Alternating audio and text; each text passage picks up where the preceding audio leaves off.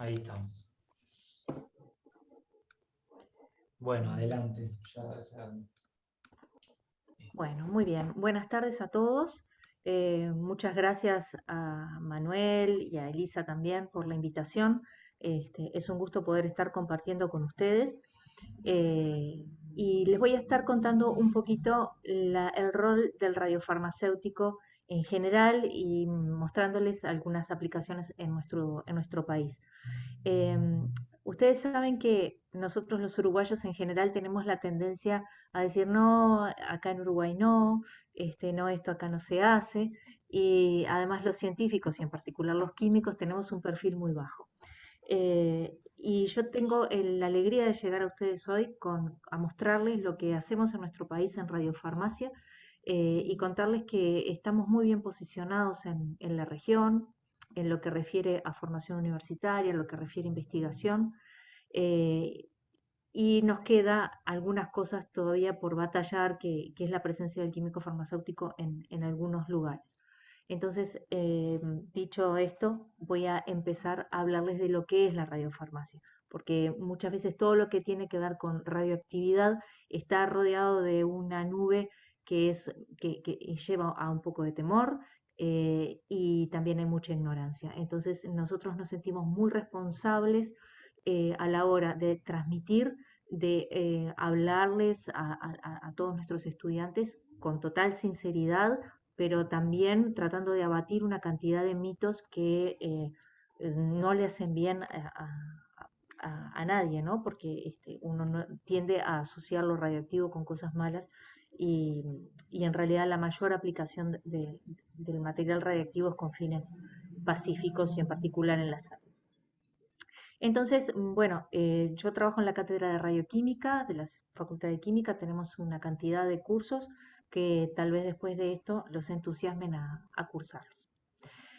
¿Cuál es el propósito de esta charla? Bueno, es presentarles los conceptos básicos de la radiofarmacia, las aplicaciones que ésta tiene, qué tipos de radiofármacos básicamente existen y qué instituciones binacionales están vinculadas al tema, justamente hablando de que hay muchas cosas que no están en la luz pública habitualmente.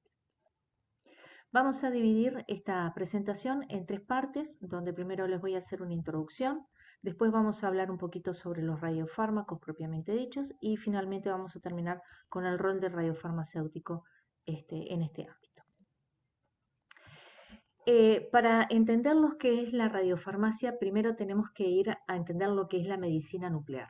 Y la medicina nuclear es una especialidad médica que lo que hace es utilizar sustancias radioactivas que se administran a un paciente con el fin de obtener imágenes internas del cuerpo. La medicina nuclear es una especialidad que además se dicta en nuestro país, obviamente en la Facultad de Medicina, en el Hospital de Clínicas, que por cierto es un sitio de referencia para muchos países de la región y para el Organismo Internacional de Energía Atómica, donde mandan becarios a formarse acá. Entonces, ¿qué tipo de procedimientos se pueden hacer con la medicina nuclear? Bueno, podemos trabajar con diagnóstico, con terapia y también con análisis de muestras. Por razones de tiempo solamente me voy a referir a estos dos primeros, pero les cuento que para diagnóstico lo que tiene de bueno una imagen de medicina nuclear es que permite diferenciar una anatomía o una fisiología anormal de otra normal. Y ustedes me van a decir, bueno, pero para eso tenemos placas, tenemos tomografías, tenemos resonancia. Y esas imágenes que nos dan esos procedimientos son francamente excelentes. Parecen un corte microscópico cuando uno ve las tomografías o las resonancias. Pero lo que tiene de bueno la medicina nuclear es que en el momento que se adquiere la imagen, uno puede ver la funcionalidad, no solo la anatomía de esa zona que se está estudiando. Entonces, la conjugación de ambas herramientas hace que el médico tenga mejores criterios para hacer un diagnóstico de una enfermedad. De este diagnóstico también se puede derivar terapias, ¿tá? Donde se le administra al paciente a nivel sistémico, ya sea en la mayoría son por vía intravenosa, pero también hay algunas terapias por vía oral, donde se administra el material radioactivo, ¿tá? Y este produce una terapia en las células tumorales. El análisis de muestras lo que se hace es administrarle al paciente un radionucleido, un radiofármaco, y después se toman muestras que pueden ser excretas o muestras de sangre y se hacen los análisis in vitro. Entonces, como les dije, por razones de tiempo me voy a enfocar en los dos primeros. La medicina nuclear a veces no tiene mucha, no se ve tanto, no es tan glamorosa, pero sin embargo es una disciplina que cuenta en el mundo con por lo menos con 5 premios Nobel. ¿Tá? En el mundo se hacen alrededor de 40 a 45 millones de procedimientos al año. ¿Tá? Hay más de 10.000 hospitales en el mundo dedicados a la medicina nuclear. El 90% de los procedimientos que se hacen en esta disciplina son diagnósticos, ¿tá? Y dentro de los radionucleidos que se usan, el más utilizado es el 99 metaestable tecnesio. ¿Tá? Eh, y entonces, ¿cómo entra la radiofarmacia en este mundo? Bueno, lo que le tienen que administrar al paciente para poder hacer el diagnóstico o para hacer la terapia es un radiofármaco, ¿tá? Que se produce en una radiofarmacia.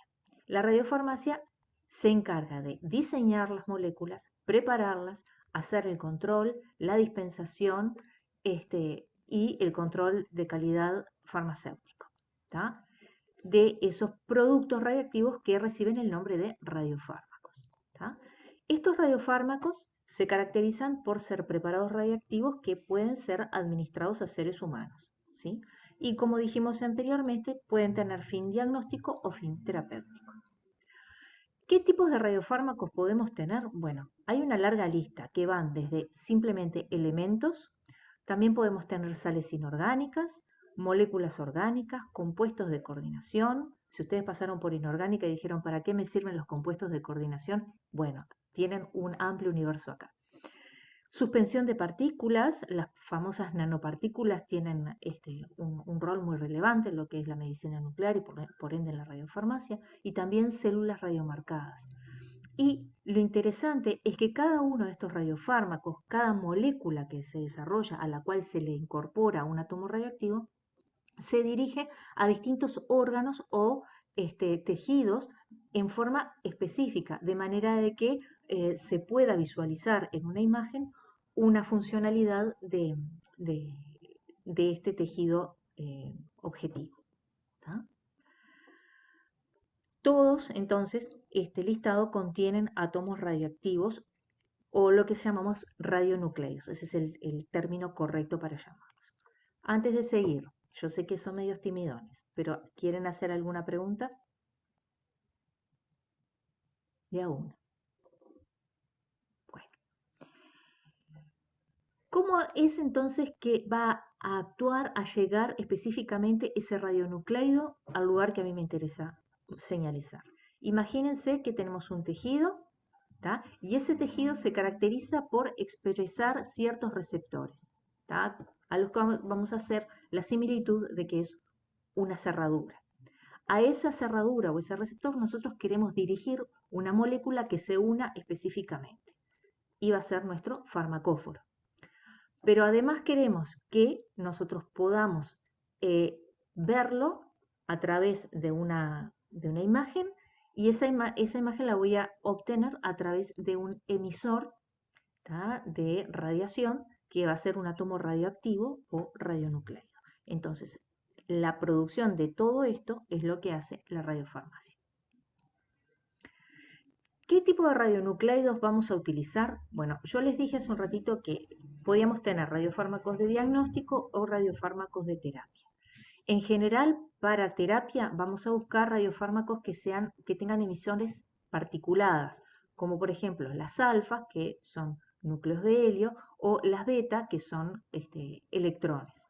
¿Por qué? Porque tienen masa, tienen un poder de penetración limitado y entregan mucha energía en un espacio limitado, que puede llegar en el caso de las alfas a 1 o 2 células dentro de un tumor y en el caso de las betas, dependiendo de la energía, puede ir entre 5 a 10 células que puede estar irradiando y entregando energía.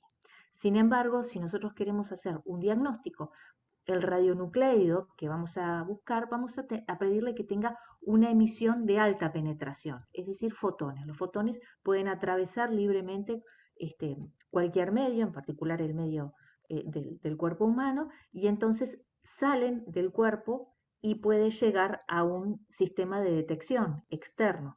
Y en ese sistema de detección se pueden producir las imágenes.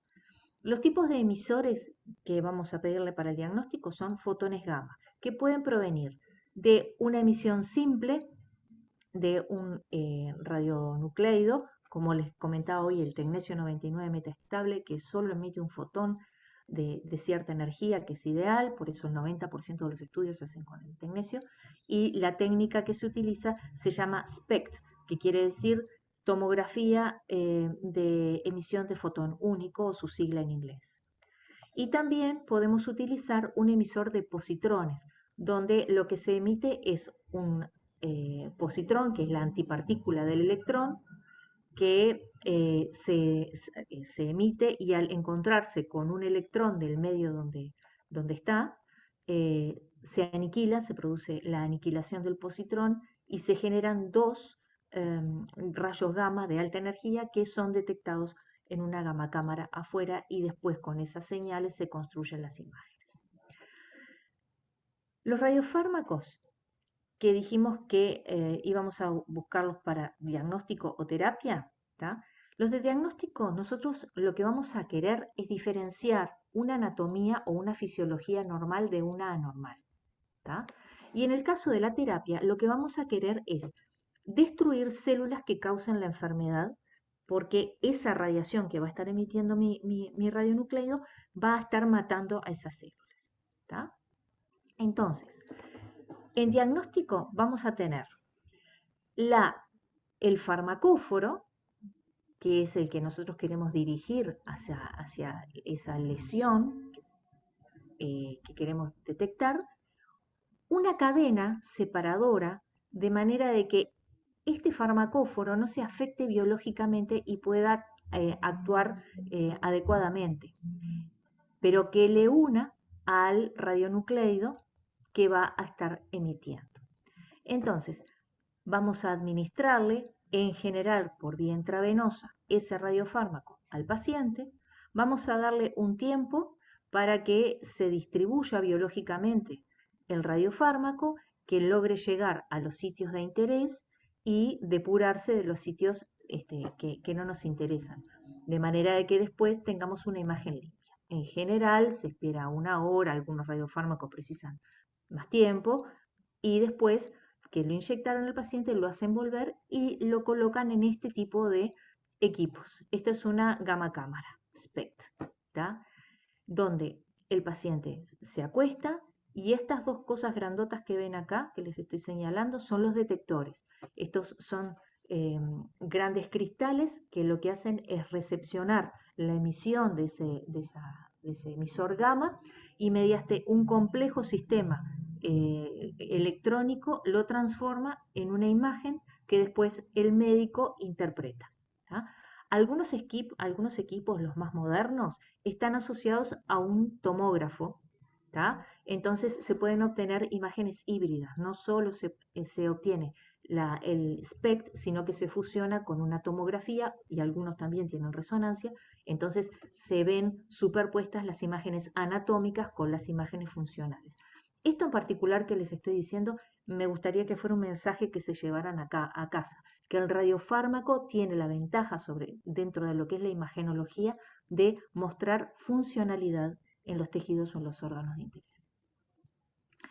Y acá les voy a mostrar algunos ejemplos de radiofármacos. El radiofármaco más utilizado para estudios cardíacos se llama 99-metecnesio-cestamide. Es un catión lipofílico que lo que hace es ingresar al corazón por difusión pasiva y permite estudiar la perfusión miocárdica. Acá les muestro la molécula, este es el MIBI, ¿tá? Que sería el ligando, y se produce un complejo de coordinación donde tenemos al tecnesio en el centro, en el core, y alrededor 6 moléculas de MIBI, por eso cestamide. Este producto se produce en la radiofarmacia, se le administra al paciente, se espera un rato y se hacen estudios cardíacos. Y ahora lo que les estoy mostrando no es una imagen de arte pop, ¿tá? Sino que es un SPECT cardíaco. Capaz que algunos de ustedes conocen gente que le dijeron, ah, sí, le mandaron a hacer un SPECT o un estudio de perfusión cardíaca. Es esto. ¿Qué quiere decir? Bueno, acá lo que estamos viendo son cortes del corazón. Son cortes eh, como si, a ver, no sé si me están viendo, pero como si partiéramos acá a la mitad el corazón, ¿no? Este es el miocardio, ¿está? Hay un código de colores. Cuanto más cálido es el color, más captación del material radioactivo tiene ese tejido. Entonces, ven que acá tenemos levemente amarillito, hay mucha captación. Después se pone más rojito, hay una captación relativa. ¿tá?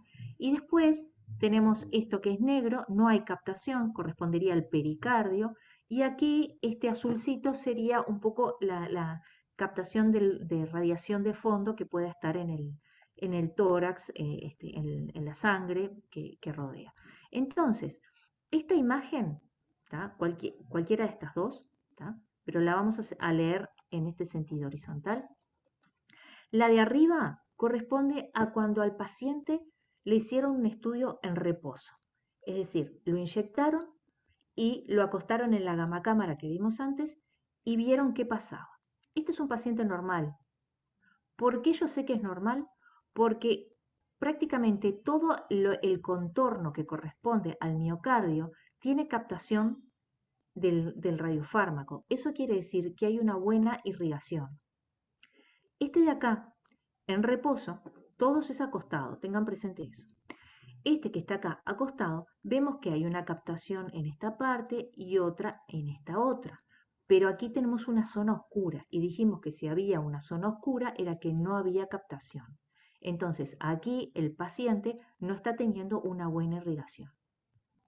Este es otro paciente y pasa exactamente lo mismo, nos pasa algo parecido. Tenemos muy poca captación en esta parte del miocardio y otra muy poca aquí también.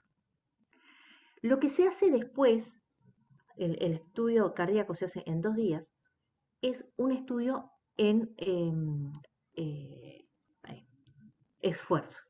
¿tá? ¿Qué es lo que se hace? Al paciente hay 2 formas de hacer esfuerzo, o bien se le pone en una bicicleta fija, a que ande en bicicleta para aumentar el flujo cardíaco, o lo que se hace más comúnmente, en particular con gente muy mayor o con gente con mucho sobrepeso, es inyectarles dipiridamol, que actúa como vasodilatador y entonces permite un mayor flujo sanguíneo en el miocardio. Entonces, el estudio se repite en esfuerzo. Y miren que habíamos dicho que teníamos en reposo, teníamos una irrigación bastante completa de todo el miocardio. Cuando se lo somete a esfuerzo, o sea que hay una vasodilatación y que por lo tanto debería llegar más cantidad de sangre, vemos que todo ese contorno que corresponde al miocardio se llena de radiofármaco. Y esta es una buena noticia para el paciente porque quiere decir que todos sus vasos están irrigando adecuadamente el miocardio. Para el paciente de al lado, que aquí habíamos visto que había cierta zona que no captaba, en esfuerzo vemos que cuando se somete a un esfuerzo ese tejido hay una captación. Y quiere decir que ese tejido, si bien está eh, eh, poco irrigado, está isquémico, puede llegar a mejorarse, ya sea a través de una medicación o eventualmente a través de una intervención quirúrgica como un stent para aumentar el flujo sanguíneo coronario. Para este paciente, que habíamos visto que tenía muy baja irrigación en reposo, después del esfuerzo vemos que sigue teniendo muy baja irrigación. Esto quiere decir que a pesar de haberlo sometido a una situación de vasodilatación, no llegó sangre, no hay perfusión sanguínea. Por lo tanto, ese tejido está infartado y no es viable. ¿tá? Entonces, el pronóstico de este paciente no es tan bueno como sería para este otro. Esta serie de imágenes es un corte visto en forma horizontal y esta sería vertical, pero el concepto sería el mismo.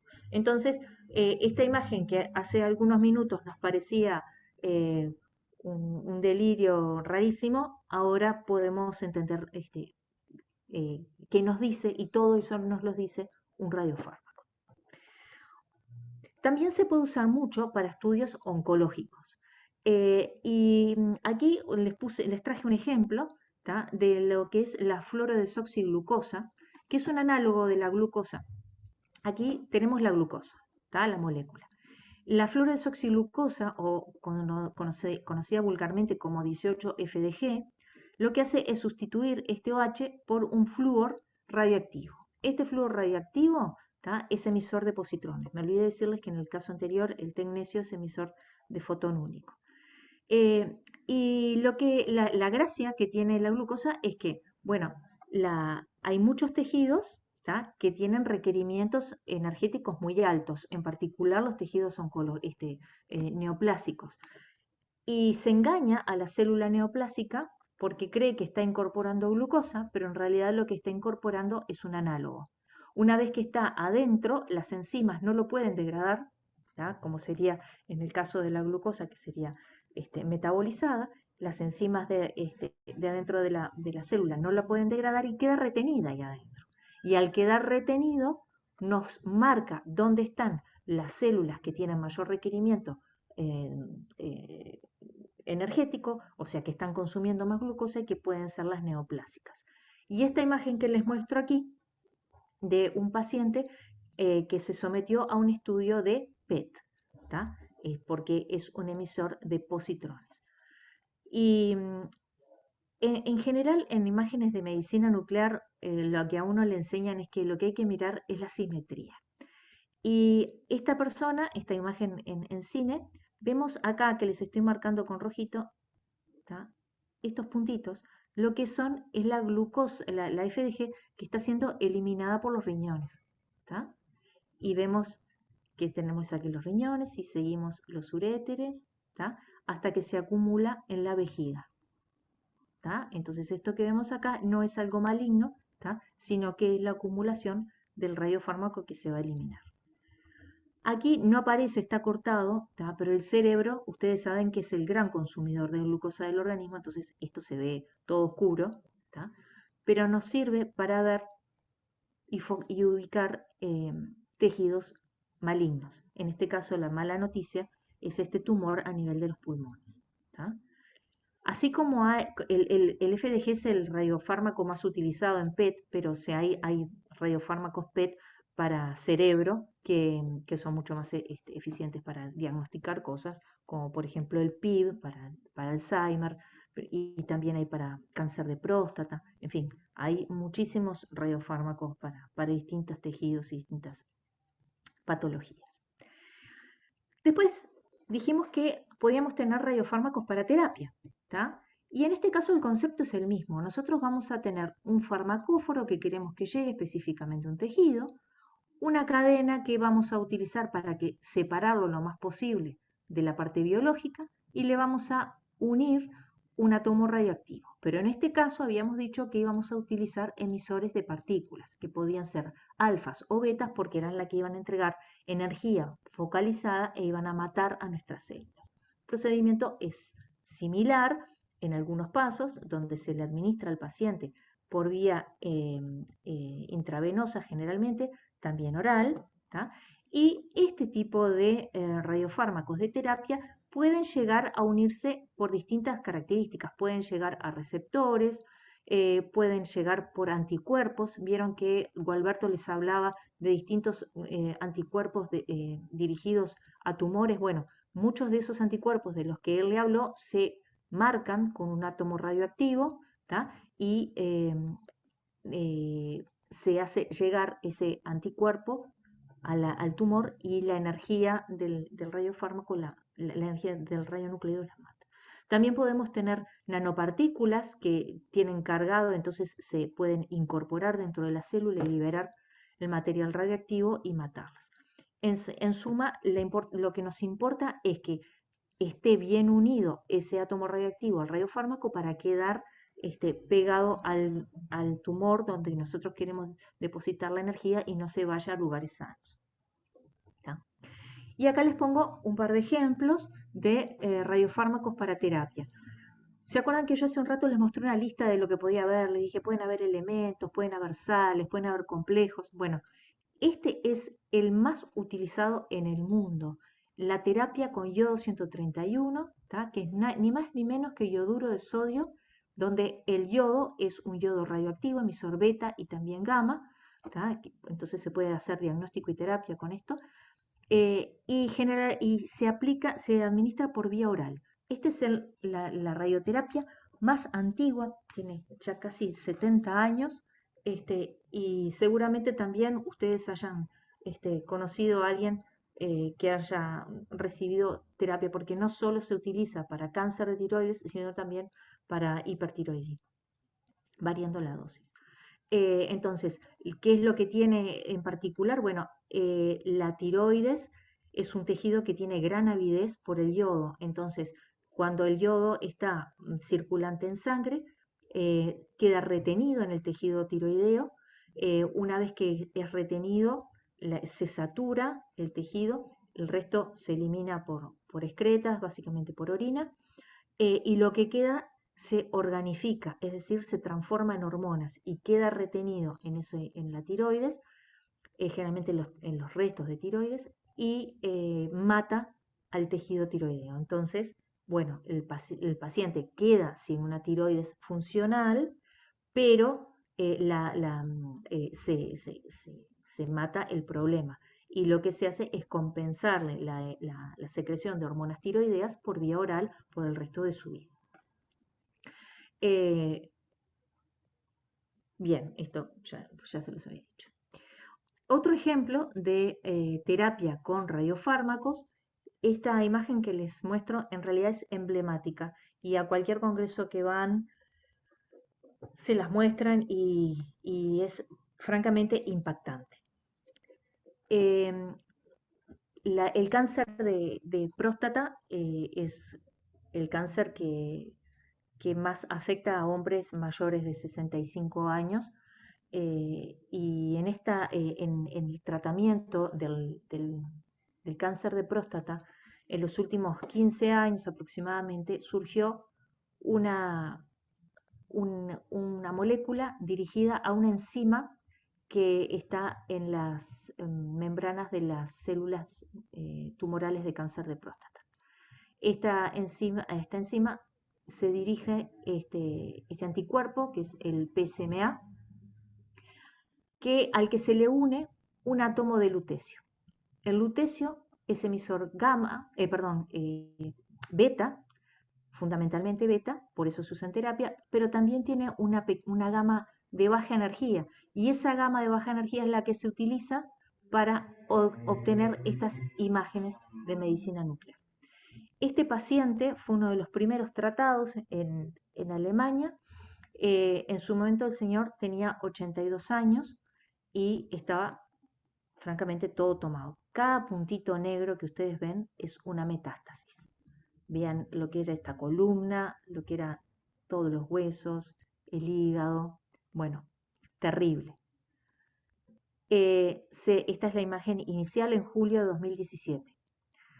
Se hizo ciclos de terapia con lutecio PSMA, que en ese momento era experimental, y como podrán apreciar, un año después el paciente tenía muchas menos metástasis.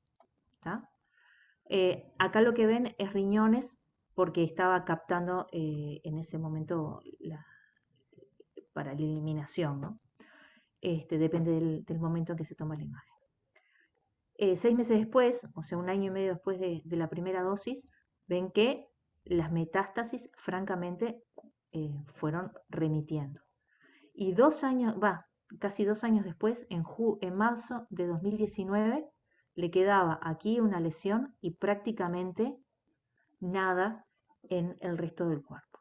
Esta imagen dio vuelta alrededor del mundo, fue impresionante. Y la última vez que se supo del señor, estaba bien de su cáncer de próstata, pero había decidido no seguir tratándose, había salido del proyecto, digamos, por temas personales que no los dijeron, pero más allá de eso, eh, un tratamiento muy exitoso. Entonces, este es un ejemplo de terapia con radiofármacos. Profe, ¿Sí? Decime. una pregunta. ¿Puedes explicar de nuevo por qué se ven bien negro la mancha tipo en los riñones? No Ah, entendí eso. está bien, está bien. Cuando uno administra el radiofármaco, vieron que hace un rato les dije, bueno, se espera un tiempo de que se biodistribuya, o sea, está dando vueltas a través del flujo sanguíneo el radiofármaco y cuando va llegando a aquellas células que tienen receptores, se va pegando específicamente. Pero no todo el radiofármaco se va a unir, parte se va a eliminar. ¿Tá? Entonces, aquí, ¿tá? La mayor parte del radiofármaco se unió a las lesiones porque había muchísimas lesiones. Prácticamente no eliminó nada, por eso los riñones se ven relativamente limpitos. Acá, como ya el paciente no tenía tantas lesiones, empezó a eliminar ese excedente que no fue captado por las lesiones. Por eso los riñones se ven más oscuritos. ¿Tá? Lo que hay que hacer en estos casos es darle mucho líquido al paciente para ayudarlo a eliminar lo que no capte para evitar que tenga mucha captación, mucha radiación en los riñones. Acá, en las imágenes subsiguientes, como ya era mucho menos dentro de lo que le administraban, lo que se captó, tenemos los riñones que son unos faroles porque se está eliminando todo aquello que no fue captado porque no había lesión para unirse. ¿Me Y expliqué? la idea es que después ese radiofármaco lo siga eliminando y no se ve así de negro, ¿no? En los riñones. Claro. Este radiofármaco más o menos, al paciente se le administra, es una terapia ambulatoria, se le administra y a las 4 horas más o menos se le permite ir a su casa. Este, hay algunas restricciones en lo que se refiere de repente a actividades de no compartir determinadas actividades personales para proteger a la gente que lo rodea, pero como el tipo de radiación es beta, no sale del cuerpo. Es levemente radiactivo, no implica un riesgo para sus congéneres, la gente que lo rodee, porque la radiación la tiene adentro. ¿Tá? Hay un tema que tienen que tener cuidados al momento de ir al baño, generalmente si es posible que tengan un baño para ellos, que no siempre puede suceder, ¿no? Y cuidados en el momento de descartar las sábanas. Este tipo de cuidados que te estoy diciendo sobre todo aplican para el yodo, que es mucho más peligroso. Pero sí, después de 24 horas ya tiene todo lo que tenía que captar, lo captó. ¿Tá? Y el lutecio tiene 8 días de tiempo de semidesintegración, o sea que una vez que quedó retenido en la metástasis, durante 8 días va a tener hasta que desaparece todo, ¿no? Pero va a estar ahí en esa metástasis o en ese tumor emitiendo radiación. ¿Algo más? No, gracias, me quedó claro, sí. Gracias a ti. Bien, y llegamos a la última parte de lo que queríamos conversar, que es el rol del radiofarmacéutico en toda esta historia. Y primero que nada, nos tenemos que preguntar, ¿son fármacos los radiofármacos? Después de todo esto, ¿ustedes qué opinan? Es gratis, chicos. Yo no les veo la cara y solo me dicen sí o no.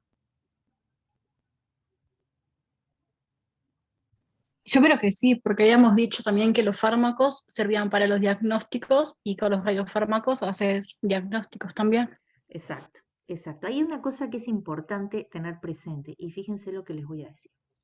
Los radiofármacos no producen efecto farmacológico porque se administran en cantidades de traza del orden de nanomolar o picomolar.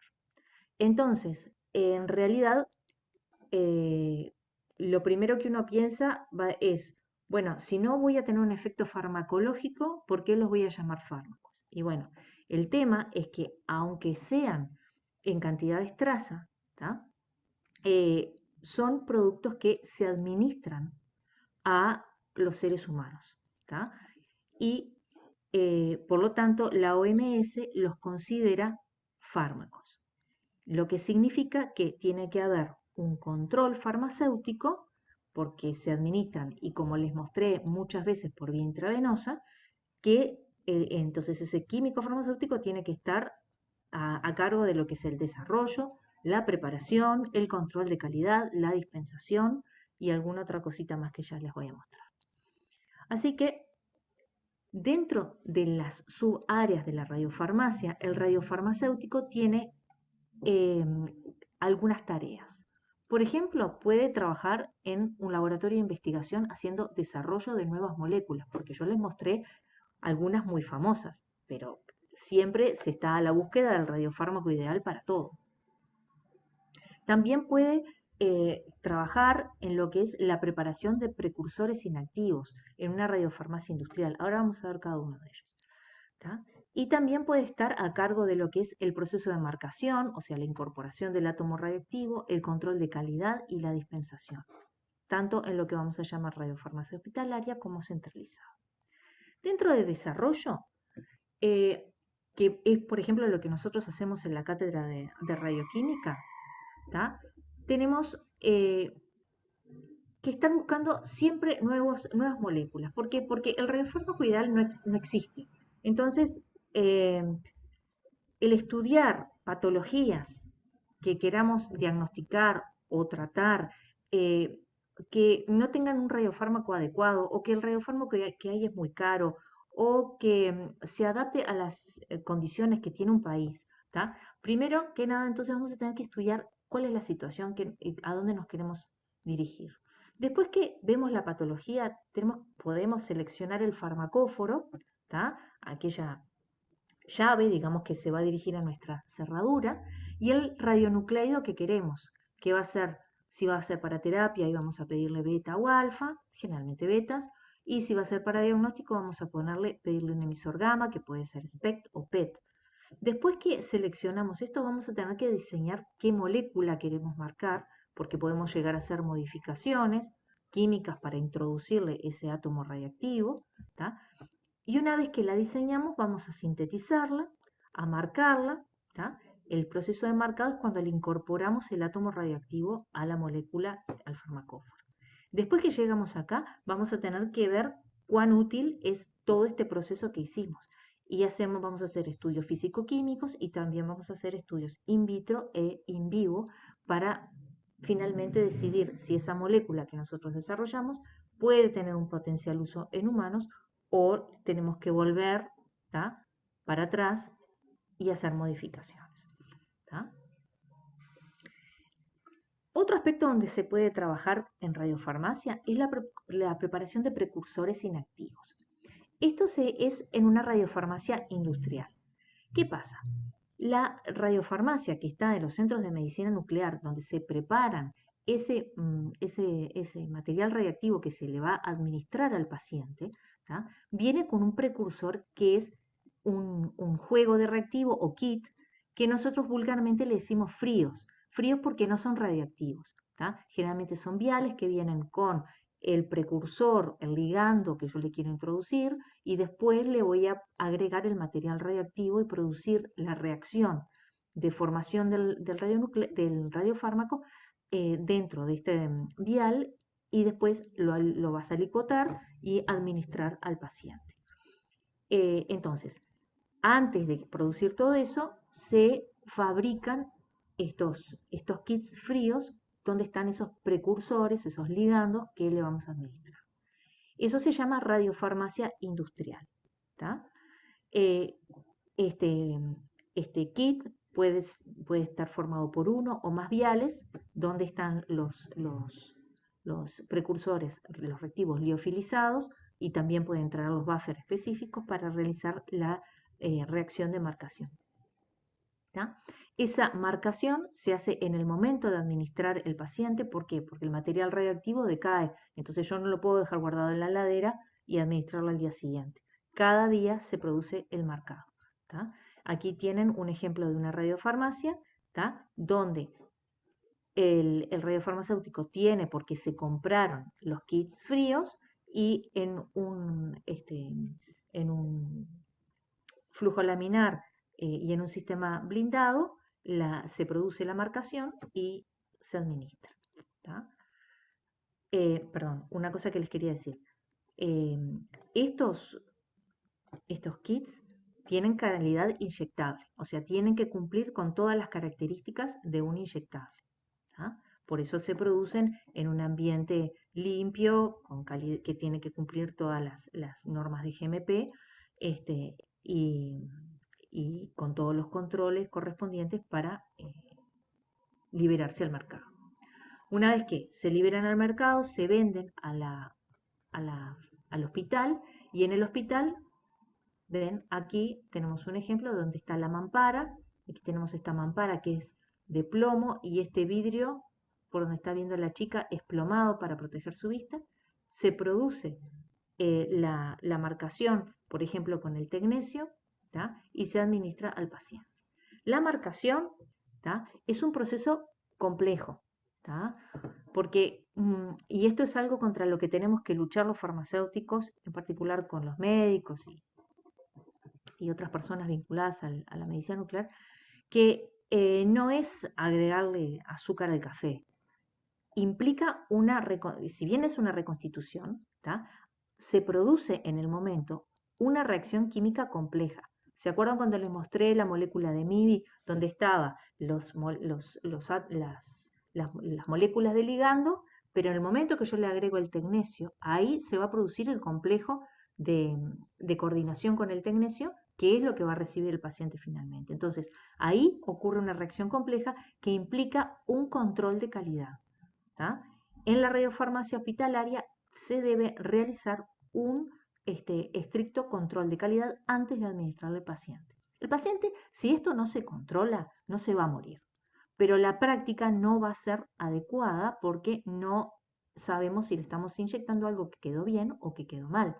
Entonces, si quedó bien, fantástico, pero si no quedó bien, la imagen no va a ser adecuada, voy a tener que repetir el estudio y voy a estar exponiendo al paciente a una radiación innecesaria. Es un procedimiento éticamente incorrecto.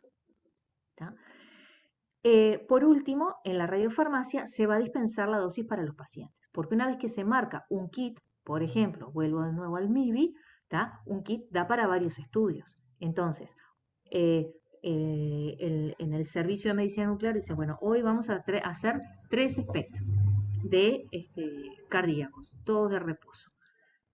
Se hace la marcación, se tiene el peso de cada paciente, se toma con una jeringa cada una de las dosis y se deja dispensado para que después el técnico le administre al paciente la dosis de radiofármaco y después se desencadene todo el tema de las imágenes.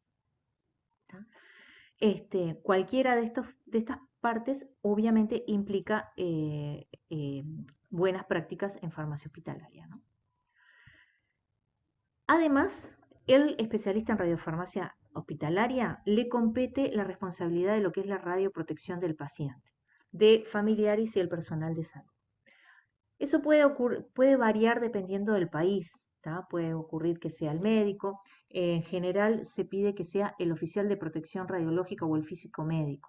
En nuestro país todavía no están esas figuras claramente definidas, se está trabajando en eso, pero mientras tanto el radiofarmacéutico es el que es responsable de que la dosis esté bien cargada, de que el paciente reciba adecuadamente las instrucciones de cómo comportarse. Por ejemplo, si se hace un cardíaco a una mamá que está amamantando, bueno, no tiene que darle de mamar por ese día al bebé hasta que decaiga y elimine el MIBI, por ejemplo. Eso sería parte de la radioprotección del paciente y de familiar. ¿No? Cuando se administra yodo, también hay un tema de que no pueden tomar mate, compartir mate, el lecho, la sábana, los cubiertos, todo eso está de parte del radiofarmacéutico. Resulta que los radiofármacos y los métodos de marcación hace muchos años eran como sencillos, ¿tá? Por eso está esto de que mezclo una cosita con otro y muchas personas piensan que es un proceso sencillo. Pero a medida que se han desarrollado radiofármacos más nuevos, más modernos, más complejos, más específicos, ¿tá? Se han se han generado normativas sanitarias más estrictas y también condiciones de marcado más estrictos. Entonces, a veces el marcar el radiofármaco en el propio servicio de medicina nuclear puede ser complejo, puede ser caro, requerir una infraestructura que se va de escala para el servicio. Entonces surgieron este tipo de servicios que se llaman radiofarmacias centralizadas. ¿Tá? Esta alternativa son empresas que lo que hacen es preparan las dosis de radiofármaco a pedido para varios clientes. Lo que vimos que hacía la chica en la diapo anterior, que estaba en su mampara marcando, bueno, acá esta persona tiene, no sé, 7 clientes, son distintas clínicas de medicina nuclear, cada una va a ser 10 estudios cardíacos, le mandan las características de cada paciente, el peso, a qué hora está citado, porque esto al ser radiactivo decae, entonces la logística de la hora es importante, qué clínica, y marcan varios kits y le mandan a cada uno de las clínicas el radiofármaco. Entonces la clínica no tiene que tener la infraestructura de la radiofarmacia, recibe simplemente el radiofármaco en su blindaje, lo administra y desencadena la adquisición de las imágenes. La radiofarmacia centralizada tiene que cumplir estrictamente con GMP, tiene que estar bajo el control de un radiofarmacéutico, ¿tá? Y debería estar controlado por la autoridad sanitaria, o sea, el Ministerio de Salud Pública. Para finalizar, les quiero comentar un poco qué es lo que hay en nuestro país. Bueno, la Facultad de Química, en la cátedra de radioquímica, nosotros hacemos desarrollo, tenemos varias líneas de investigación en radiofármacos para cáncer de mama, cáncer de próstata, infección, enfermedades neurodegenerativas, y tenemos varios estudiantes de posgrado, y en este marco tenemos colaboración con algunas instituciones. ¡Ay! Caramba, me equivoqué de diapo, tenía otra diapo animada que me quedó en otra compu, perdón. Bueno, lo que les quería mostrar aquí es que tenemos colaboración con el Centro de Medicina Nuclear del Hospital de Clínicas, que por ejemplo nos da el tecnecio cuando tenemos que hacer nuestros marcados, ¿tá? Y también con el Centro Uruguayo de Imagenología Molecular, el CUDIM, donde se trabaja con emisores de positrones, con PET, y con ellos tenemos estudiantes de posgrado en común, y también tenemos proyectos CSIC en común que nos permiten acceder a sus instalaciones para trabajar con ese tipo de emisores, y además tienen un área biomédica con gamacámaras especiales para animalitos de experimentación, así como les mostraba las gamacámaras para humanos. Hay cámaras chiquititas donde entran ratoncitos o de repente hasta un chanchito, y se pueden obtener imágenes para estudios durante el desarrollo biomédico de esos radiofármacos. Bueno, en nuestro país hay 8 centros de medicina nuclear tradicional, 6 están en Montevideo, que los tienen básicamente, está el Hospital de Clínicas, que es el que tiene la radiofarmacia más grande, y si bien tiene carencias es la que está mejor equipada, pero después las mutualistas más importantes también tienen, CASMU, está ahí en el Hospital Italiano, la Española, el SMI, INPASA, creo que me estoy olvidando algún otro más. Hay uno en Salto, y hace un par de años abrió uno en Durazno. Y también hay un centro PET en el país, que es el CUDIM. Tengo entendido que ahora hay una iniciativa de un privado que capaz que en un par de años llega a haber otro centro PET. Y hay una industria de kits de radiofármacos que produce esos precursores liofilizados, inyectables, de calidad inyectables, que yo les comentaba que se entregan a las radiofarmacias para que se hagan los marcados. De hecho, esta industria nos manda a nosotros para que les hagamos algunos de sus controles para liberar los lotes. Entonces, también tenemos un contacto bastante directo con ellos como para poder tener un acercamiento. Si ustedes están interesados en saber qué otras cosas hacemos, aquí está nuestra página web que la hicimos hace poco y ahí les contamos un poco lo que son nuestras líneas de investigación y también los cursos que tenemos si quieren profundizar en esto. Bueno, hasta aquí llega lo que les tenía que mostrar. Quedo abierta a preguntas o comentarios y son bienvenidos. Una pregunta, cuando se hace el marcado, que dijiste que ahora se hacen generalmente en los lugares centralizados, ¿cuánto demora? O sea, ¿cuánto podés demorar en llevar eso marcado hasta el Excelente. paciente? Mira, el tecnesio, que viste que yo les dije que el 90% de los estudios en el mundo se hace con tecnesio, tiene 6 horas de tiempo de semidesintegración. O sea, si yo ahora marqué con 100, no te voy a decir las unidades, dentro de 6 horas voy a tener 50. A las 12 horas voy a tener 25. Entonces, lo ideal es que se entregue dentro de las primeras 2-3 horas para garantizar que haya una buena cantidad de actividad para inyectarle al paciente, porque cuanto más actividad tenés, mejores imágenes vas a obtener. Y las imágenes se obtienen más rápido, entonces la clínica puede hacer más pacientes.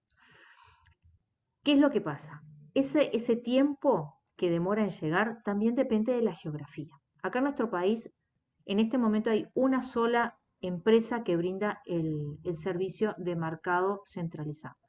Yo no la llamaría radiofarmacia centralizada porque todavía no cumple con algunas de las características que yo les comenté recién.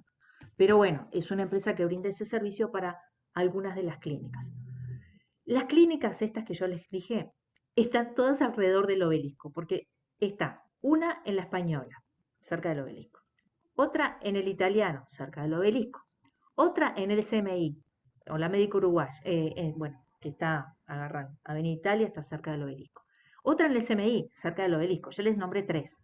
Y el hospital de clínicas tiene su propia radiofarmacia, pero vamos a pensar esas 3. La radiofarmacia esta que les comento está en el SMI. Los tipos salen caminando, deben ir en auto, pero si salen caminando, no demoran más de 15 minutos si van tranquilamente.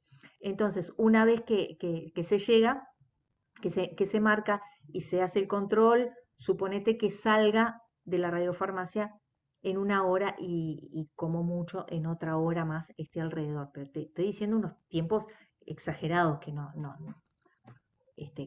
creo que sean tan largos. Eso porque es Uruguay y tenemos todo ahí en un radio de 10 cuadras. Pero en otros países donde las radiofarmacias pueden estar más alejados, se llega, por ejemplo, en helicóptero o con vuelos comerciales. ¿tá? Entonces, en el momento que se hace el marcado, ¿tá? Se marca con mucha más actividad de la que en realidad se necesita para que cuando le llega al paciente tenga la actividad que realmente hay que inyectarle. ¿tá? Y en ese caso tenés que tener en cuenta que puede haber demoras de tráfico, que puede haber demoras por problemas atmosféricos, problemas al cargar los materiales en los vuelos. Entonces, no es imposible. Por ejemplo, en la Argentina producen FDG. Viste que yo te dije que el tecnesio tiene 6 horas. El flúor tiene 120 minutos. E igual marcan en Buenos Aires y lo mandan para varios lugares de la Argentina. Cercanos a Buenos Aires, ¿tá? Pero para varios lugares de la Argentina. Después tienen otro centro en el sur, en Bariloche, donde ellos también marcan y como que cubren un poco la geografía. Pero en ese caso, la logística del tiempo y de la cantidad de marcado la tenés que tener muy bien aceitada para que el momento de administrarlo tengas la cantidad de actividad que necesitas. Pero no solo eso, en el momento de desarrollar la molécula, tú tenés que desarrollar una molécula que sea estable en el medio in vitro, el tiempo ese que va a demorar en llegar, ¿tá? Porque no puede degradarse en el camino. Muchas gracias por toda la explicación. Por favor, encantada.